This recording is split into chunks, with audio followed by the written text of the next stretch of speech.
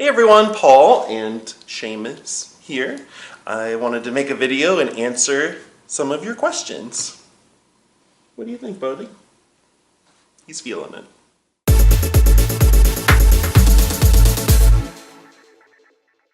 Okay, these are real questions that people ask me on social media for this video. Do you feel a moment of fear in revealing a new artwork? Yeah, sometimes. I just had a show open a couple weeks ago, so after I finished all the paintings, there was about a week and a half or so lag time between when I finished the last painting and when the show was opening, so I had some doubts and fears and things kind of creep in at that point. I managed to kind of hold them at bay while I'm working, because I'm good at meeting a deadline and kind of working to that and working through issues. But yeah, there's always, fears and doubts and things.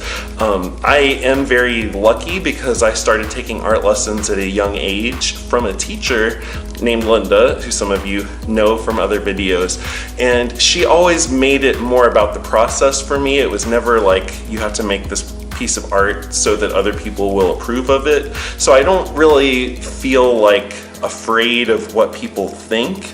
Someone could tell me they hate my painting, but if I love it, I'm not worried about that. I have a few select friends that I will...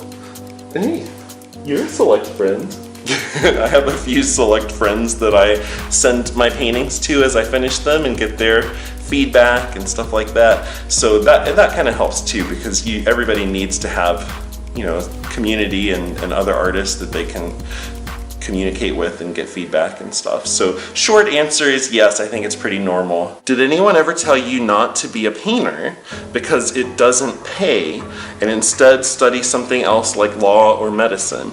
Yes. My dad, actually, which is surprising because all throughout my childhood, he was the one who usually was driving me back and forth to art class and buying all my art supplies and all of that kind of stuff. So it's kind of like, well, what did you expect was going to happen, Dad?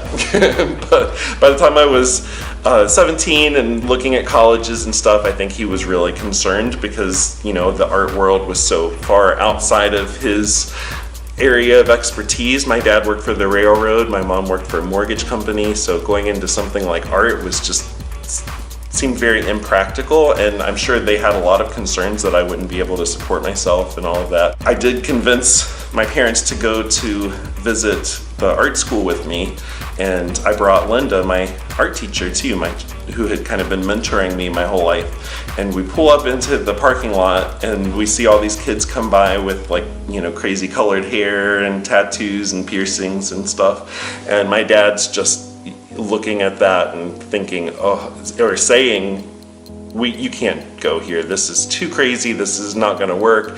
Where do you get these unconventional ideas?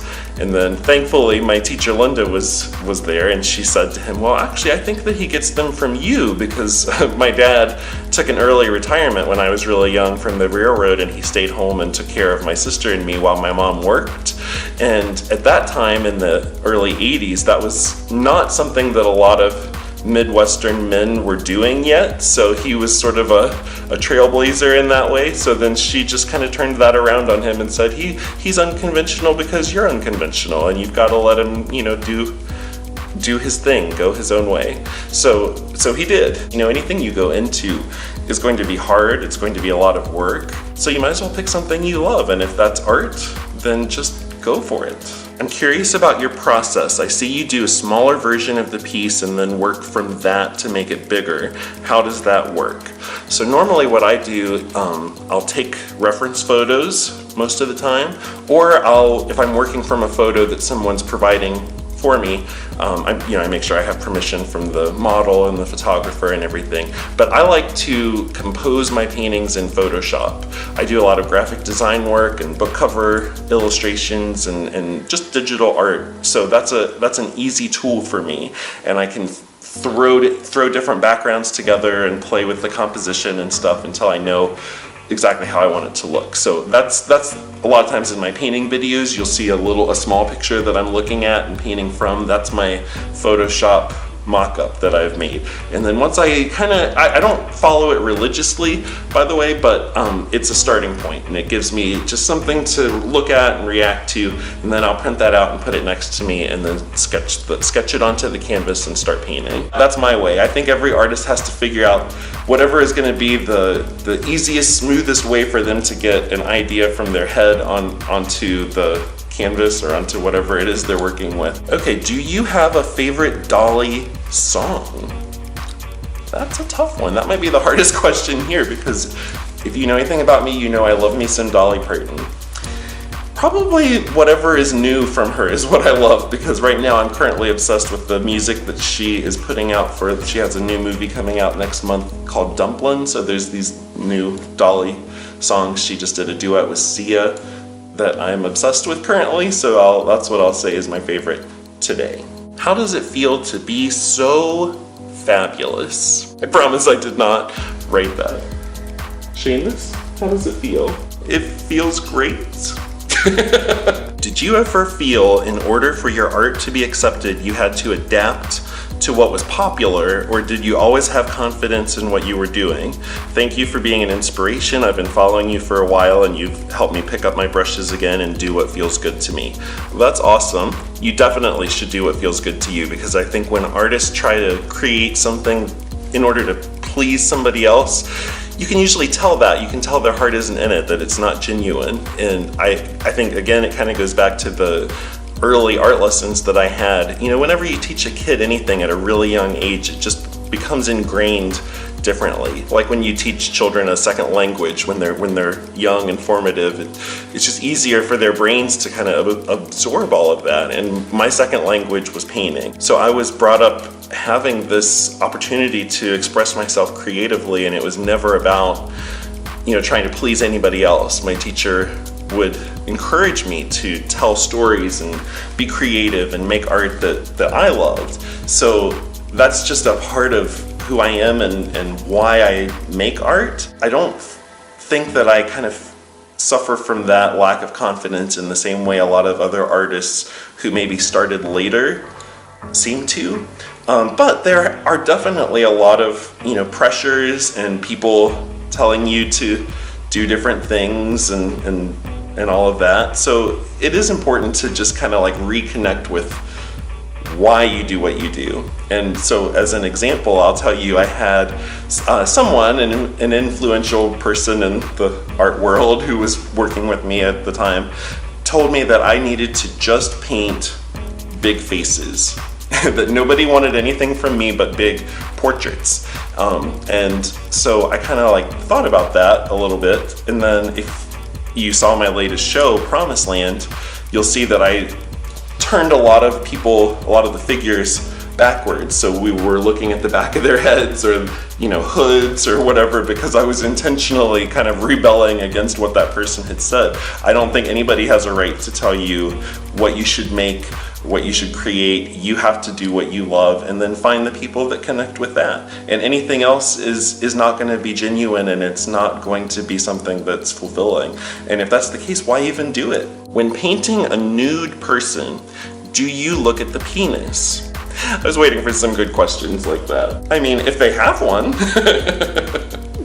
Not everybody has a penis. I do remember the first few figure drawing classes from college when a lot of us were kind of coming out of sheltered high school environments, and suddenly there's this naked person in front of us and we're supposed to draw them. And when you walked around the room, you could see like all this detail on their faces and like, you know, other parts of their body, and then it was just totally like blank when you get down to that region, whether it was male or female, because people were kind of uncomfortable with it. But you just sort of get used to that, and it's really no big deal at all. It's just shapes. Since you layer in a deep background in oil, and since you have several works in progress at any one time, how do you store it all? Do you have a huge studio? How would you adapt it to someone with the space equal to half of a garage? Well, I don't have a huge studio. I have a small studio space that's a part of a kind of big art co-op collective called Open Ground Studios. And they're wonderful there, so I can, if I'm working on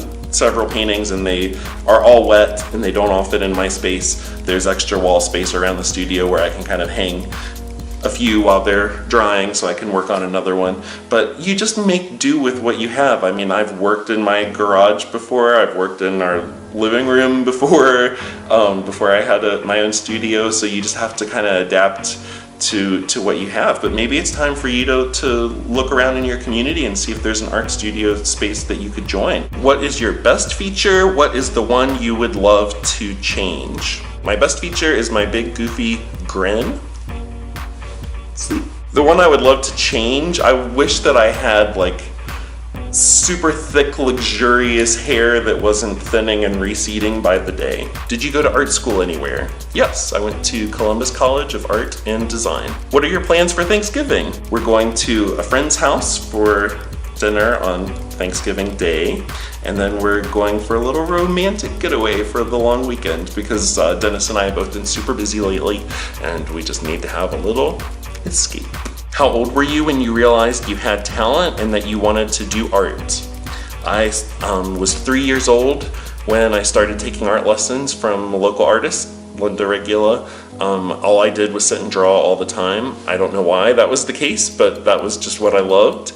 And so I would say it was around that time when I sort of knew that was what I wanted to do with the rest of my life. I went into her studio and saw all this amazing art, and I was like, this is for me. Okay, that's it for now. Thank you guys for watching, for asking good questions. If you liked the video, go down and give it a thumbs up, and subscribe to my channel because I'd love to have you come back and hang out with me again. I have a bunch of exciting new stuff coming up very soon.